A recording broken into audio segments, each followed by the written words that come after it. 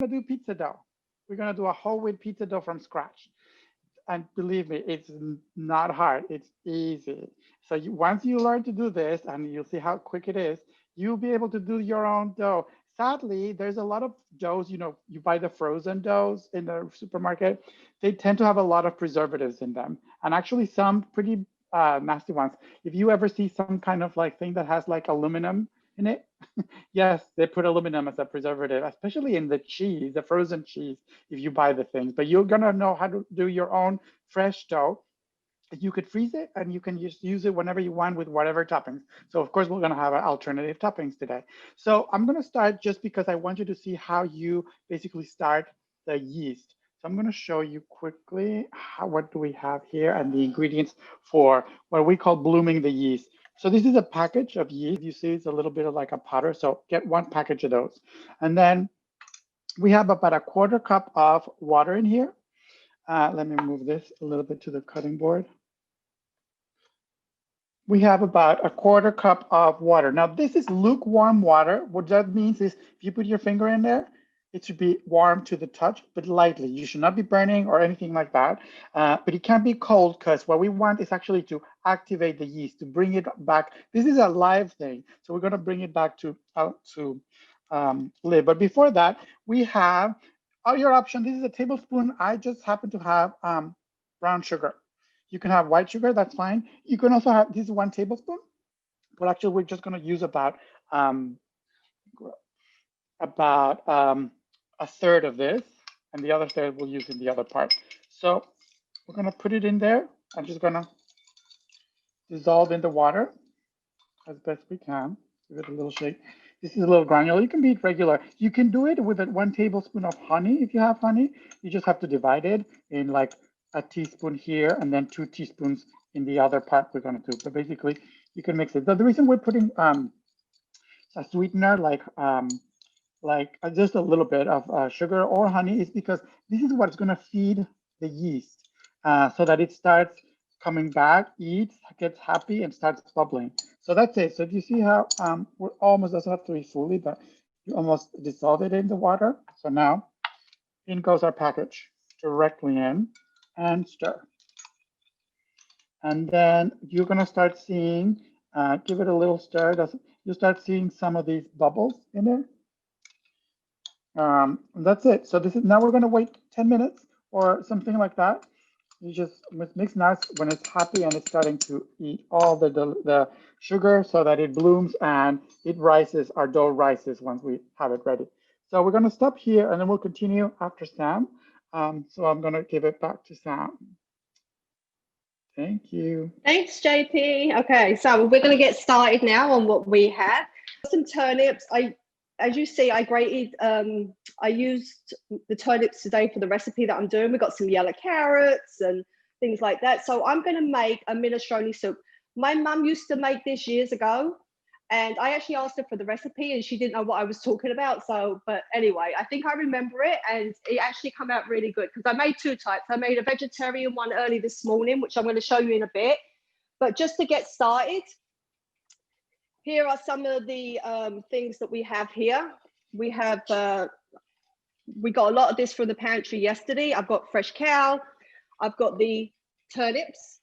I have the yellow carrot. I have orange carrot. I have the leeks, fresh leeks, some kidney beans, obviously some flavors. I have a little bit of Italian seasoning, garlic, and some crushed tomatoes. This one I'm not going to do vegetarian. I'm going to do it actually with turkey bacon. Years ago, like I said, my mum did this, but she actually did it with bacon. But you know, we're going to go like something a little healthier. So I'm going to put a little tiny bit of oil in the pan. I got my pan nice and hot ready. And I've cut up my leeks, washed them well, and cut up all my leeks. I'm going to put some leeks in there. You can probably hear the sizzle. Yep, we hear the sizzle. You hear the sizzle? I'm going to add some turkey bacon now. Let's cut all that up. And the smell is actually so good. So, all right. We're going to add that. I have some salt, pepper, and some seasoning. I'm just going to add so you can smell the fragrance. Now, don't add too much salt. You can always add to a recipe, but you can never take it away. So just keep that in mind when you're cooking. I'm going to add the parsnip. And remember, you got me your bag yesterday. They're the little round balls. I tried to save one, but I really needed it for the recipe. So just to show you, like lots of fresh veggies in here. Then I'm going to add some carrots.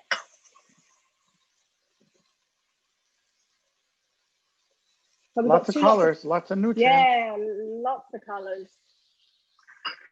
We're going to add the yellow carrots.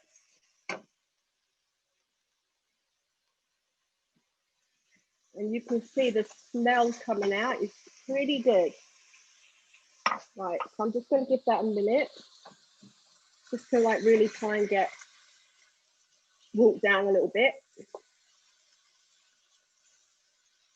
Now I wash my kidney beans. You know, there's lots of salt in the kidney beans for this soup. So you can either soak your beans the night before, or if you're using a can, make sure you wash them because they have really like lots of unwanted salt in them. All right, I'm probably doing this a tiny bit early, but that's okay. I'm going to add the cow now as well. I'm just chucking everything in. This is actually really good, so. And you can freeze this. You can absolutely freeze this. And you know, when you peel the cow, you have to take it off the stem and just peel it. You don't need to cut it. Get rid of the stems because they're very tough. Right, add the kidney beans.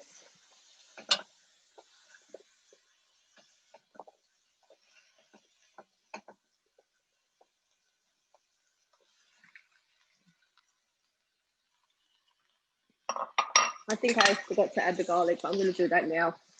That's fine. It's a little bit late, but it's okay. Never late for garlic.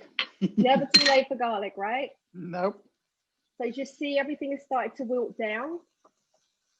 Okay, nicely over there.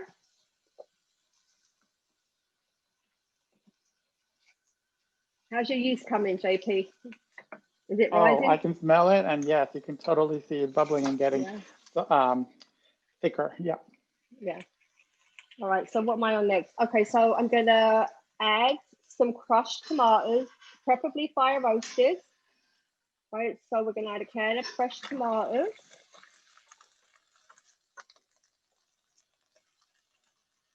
See the colors in that. Mm. And I can confirm the smell is delicious. And then I'm gonna add the broth. So add the broth. They're real. And we're just going to really leave that until it's boiling. Give it like good 10-15 minutes. And then at the end, you can just add like a handful of pasta. Whole wheat, preferably. Just put a thing of black pepper on there because I don't see the black pepper.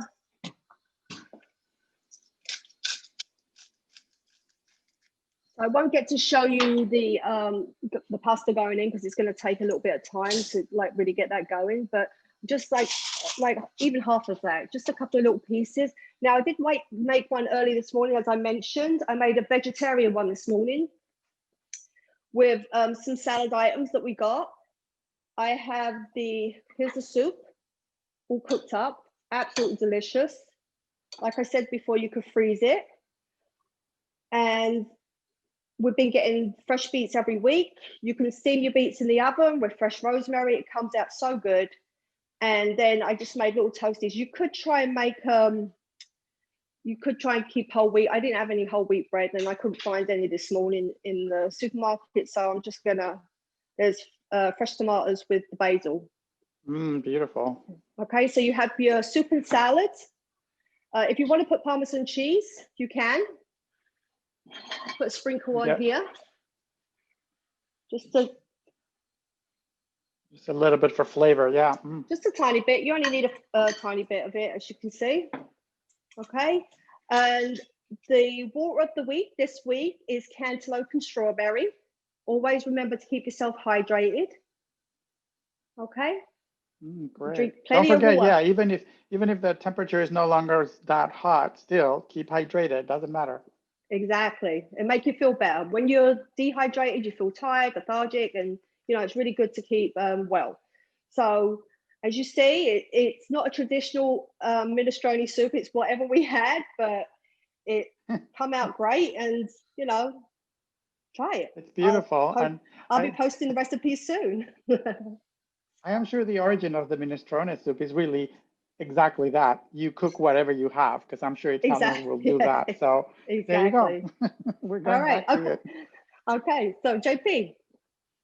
Okay, great. So let's go back. I just want to show you our yeast. Can you see the consistency now? So this is the live yeast. It's bubbling, and it's really good. So this is what we're gonna do for our rest of the recipe. So before we do that, so now I want to show you, it's about 2/3 of a cup of water. In here, we can see it.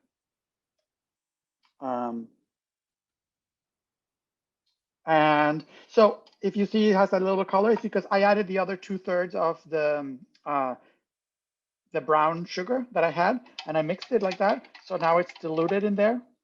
So what we're gonna do is get a pinch of salt in there, mix it, and we're gonna use 2 tablespoons of olive oil. So grab your olive oil, 1 and 2. That's about right.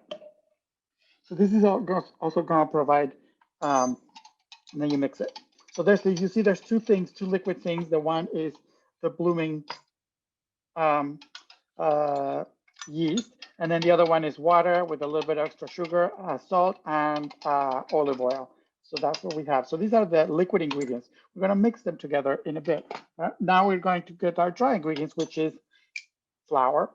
So I want to show you a couple of things. So you're going to need 3 cups of flour. So the original recipe is just white flour, but we're going to we're going to add 1/3 of whole wheat flour in here. This is 1 cup of whole wheat flour. So we're going to put it in there.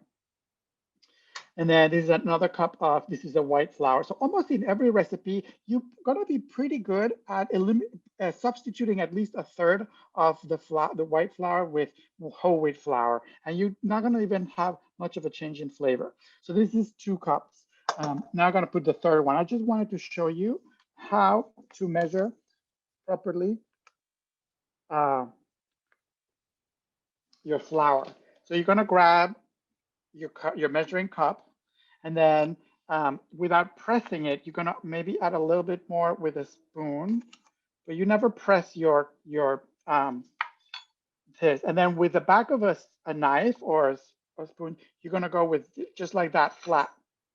This is your measuring of your 1 cup of flour. Do not do that. Sometimes we do like press with a spoon or something like that. If you press it, you change the fluffiness of it, and you actually change the amount that you're putting. So just so you know. So this is now back to our, let me grab this. So now this is our, so there's very different versions of the pizza that you can do with like a food processor. You can do it with like a KitchenAid, but I wanted to show you how you could do it with your hands. You don't need a special equipment for this. So you see that the 3 cups of flour, 1 whole wheat, 2 white, mix it a little bit, just with your very good wooden spoon, go like that. And now you're gonna just add all the liquid ingredients and mix them together first. So what I'll do is actually put, you remember I had the water with the olive oil and then the yeast. So I'm gonna actually put them together in the bigger container. See that consistency of the flour, the yeast, great. So once you have that, then you just mix it lightly. And then once they're mixed, then we're gonna go and actually just directly put it in our bowl, all of it. Scrape as much of that liquid in. And then with your spoon, go like that. So, and then do not be, so you're gonna see the consistency. This is pretty good, but you know, sometimes it's a rainy day, it's actually more moist, so then you may need a little more flour to keep it, or you may need a little more water. You can adjust that. Make sure you can even like with your back of the spoon, you can press this.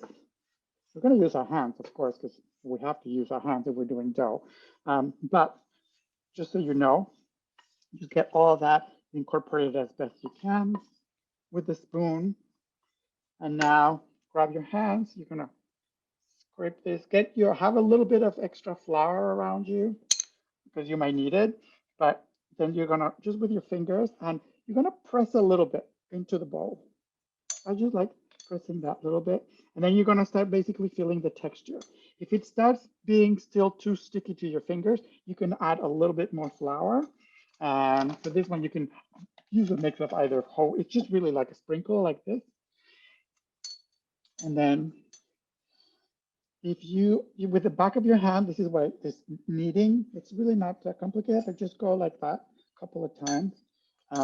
I can still see that there's some, it's a little sticky. It's actually getting fine. So you see that you get our ball. So you can play a little bit, doing a little bit of them. This is when we develop what they call the gluten. You see I have a little bit extra flour here. Put it just there. That's it, you get your ball. This is about, you can sprinkle it a little bit like that. You see that this is our ball. That's it. You don't need to do a lot more.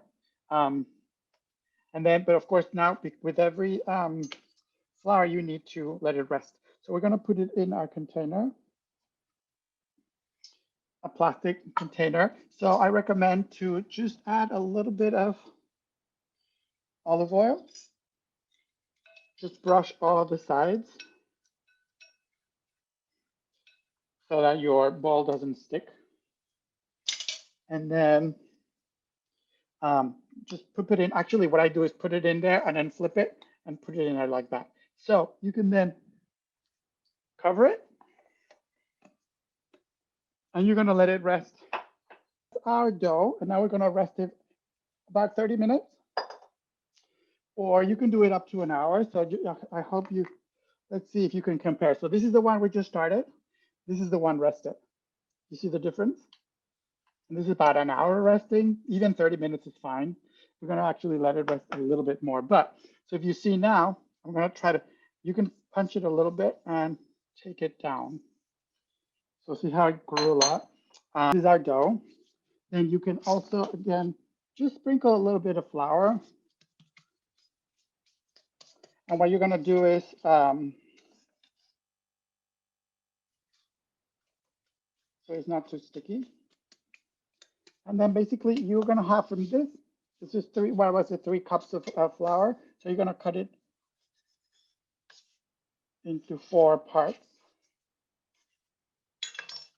Round them into a ball. Here, if you want, you can just knead it very briefly, but basically you're doing balls with these. Just a little bit. So you have 4 pizzas. You're gonna have 4 pizzas here. It's gonna be like about 8 or 10 inches, depending how you roll them. So not really that, they're big. It could be personal pizzas, or you can share it. Of course, I pre-made one, and then you can share half of it with someone, make a big salad like the one that, so there's our 4 dough balls. So you can then put them on a tray.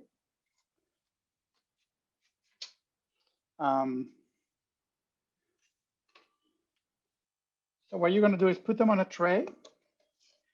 You can just get a, this is a moist towel, kitchen towel, clean, put it in there, and then you can put it in the refrigerator and leave it there resting for just until you're ready to do the pizza. So this is one that I already rested again. So now I'm gonna just roll it. So here's gonna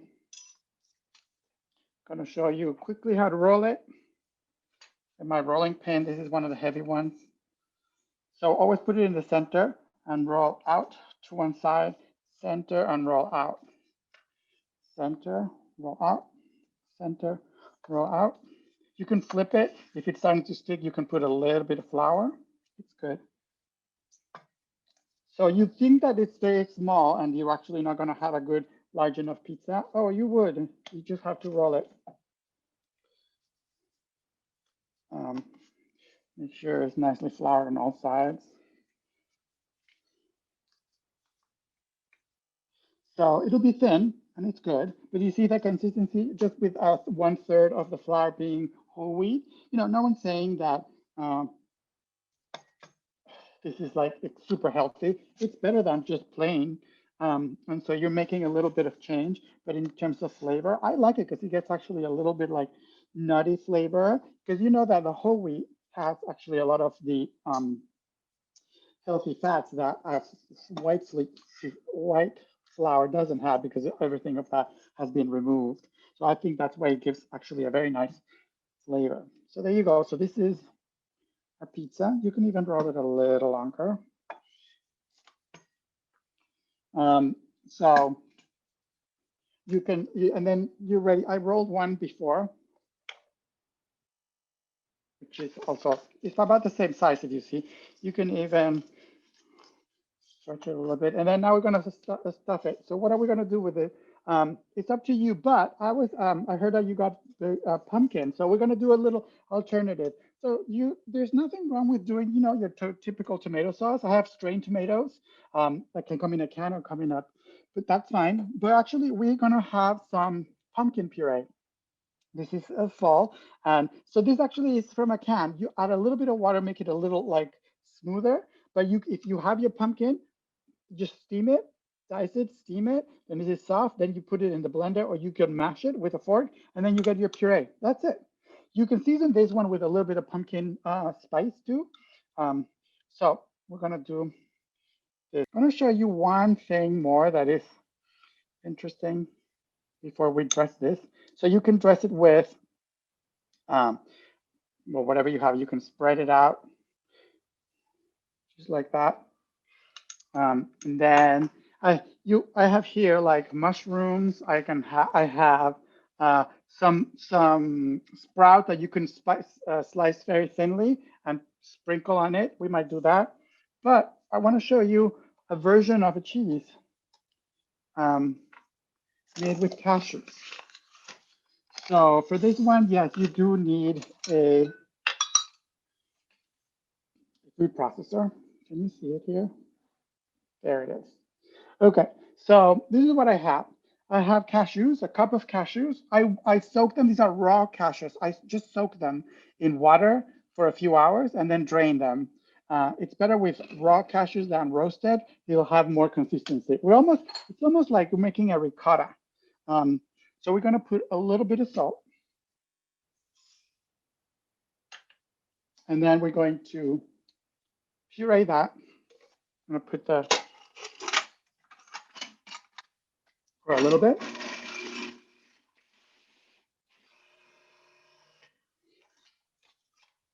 So it still like see crumbly, that's fine. You can scrape the sides. And then, so this is about a tablespoon of lemon juice. Okay. And then give it another go.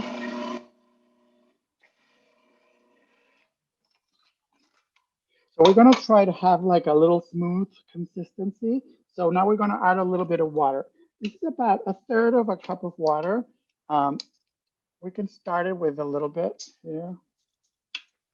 And then actually we can drizzle. If you have this, they have the, you know, these little, the feed tubes, they call it. So you can put it through there. So as it goes, we're gonna feed it.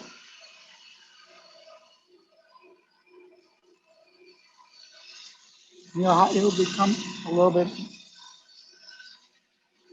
softer consistency. Check it out. I want you to, so you can mix it. So can you see it? So this is what the equivalent of like the cashew cheese. So this one is good now for a little bit of sprinkle of pepper. taste it. If you need a little bit more salt, you can mix it. I'm going to show you one that I did earlier. This is our cashew ricotta, like this. So it's actually very creamy. Oh, can you see it? So I'm going to show you also, I happen to have some collard greens that I boiled. They're already boiled, and I can just get strips of the collard greens like that. If you have spinach, you can put up. So just use any stuffing you want. It's good for it. Let's get a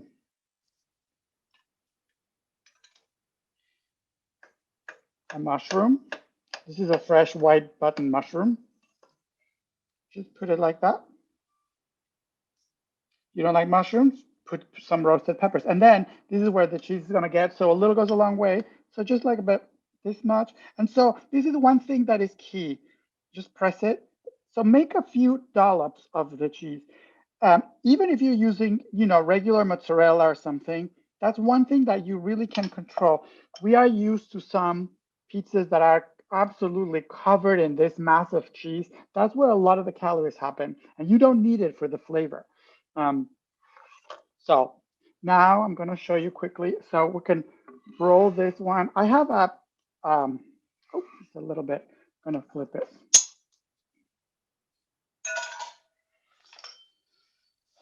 You can actually get your cutting board and just move this one into the, you can put this one right on your baking sheet and you bake it in the baking sheet, okay? But I'll have this one, I'll show you. I have a pizza stone. So I have a pizza stone in a preheated oven. It's like 400. So that one, we'll just let it cook until the edges really are brown on the sides. I made a little one in that because I was talking too much. It got a little toasty. I'll show it to you. But that's how you're going to put it. We're talking about 15 to 20 minutes. If you don't have a pizza stone, that's fine. Then you can cook it maybe a little longer. Here's one that I did earlier. This has the cashew cheese. I had put like spinach and pumpkin in there.